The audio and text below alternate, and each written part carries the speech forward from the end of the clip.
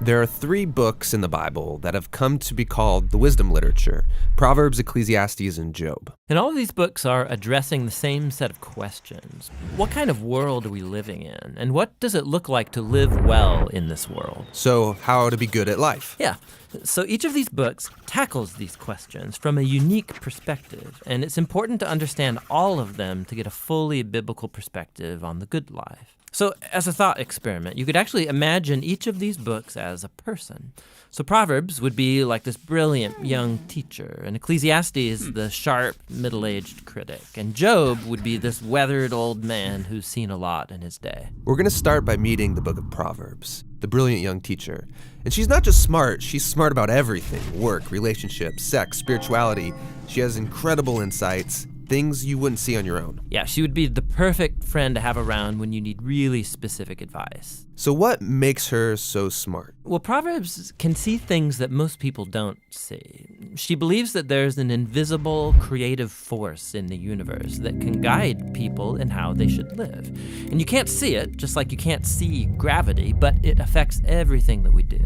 So what's this force? Well, in Hebrew, it's called chokhmah, and it usually gets translated into English as wisdom. It's an attribute of God that God used to create the world. And chokhmah has been woven into the fabric of things and how they work. So wherever people are making good or just or wise decisions, they're tapping into chokhmah. And whenever someone's making a bad decision, they're working against chokhmah. Right, or as it says in Proverbs chapter 1, the waywardness of fools will destroy them, but the one who listens to wisdom lives in security. So it's like a moral law of the universe. Yeah, it's a cause-effect pattern, and no one can escape it. And Proverbs personifies all of this as a woman. Yeah, Lady Wisdom. Right, and she roams around the earth, calling out, making herself available to anyone who's willing to listen to her and to learn. Which leads to the second thing Proverbs believes, that anyone can access and interact with wisdom and use it to make a beautiful life for yourself or for others. You can create with it like a designer. Yes, in fact, chokhmah in Hebrew isn't simply intellectual knowledge. The word is also used to describe a skilled artisan who excels at their craft, like woodworking or stonemasonry. So you show you possess chokhmah when you put it to work and develop the skill of making a good life. Okay, that makes sense. So let's do this. Let's go find some wisdom. But before you do, Proverbs has one more really important thing to consider. Chokhmah isn't some impersonal force. It's an attribute of God himself.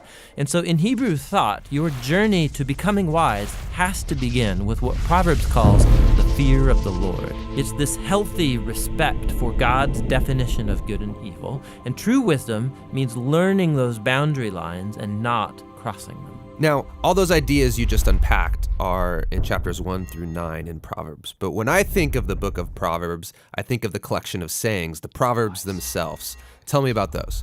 Yeah, those are what you find in chapters 10 on to the end of the book. It's a collection of hundreds and hundreds of proverbs about any and all aspects of life. And chokhmah gets applied to them, resulting in this wise guidance to help you find a path towards success, and no matter what you do. If I design my life with these sayings, life is going to be good. Yeah, or as Proverbs puts it, it'll give health to your bones, prosperity, a long, rich life. Which is a really big claim. But you can see how it's often the case. Wise people, they tend to do better. Things usually work out well for them in life. And so that is the promise and the wisdom of the book of Proverbs. The book of Proverbs is really beautiful, but if we take a step back, some people would argue it's a little too simplistic, because sometimes horrible things happen to really wise people, and sometimes foolish people get rewarded. It doesn't always work the way we think it should work. That's right, which is why we need to go and listen to our next wise friend, Ecclesiastes the critic, because he's wrestled with that very problem, and he's going to push us further in our journey to find the good life.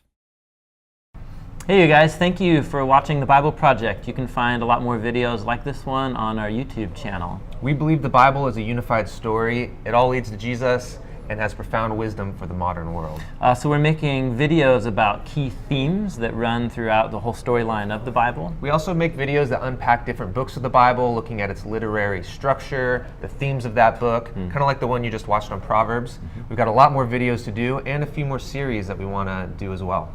The Bible Project, it is totally supported by you guys, and thank you so much for all that you're doing.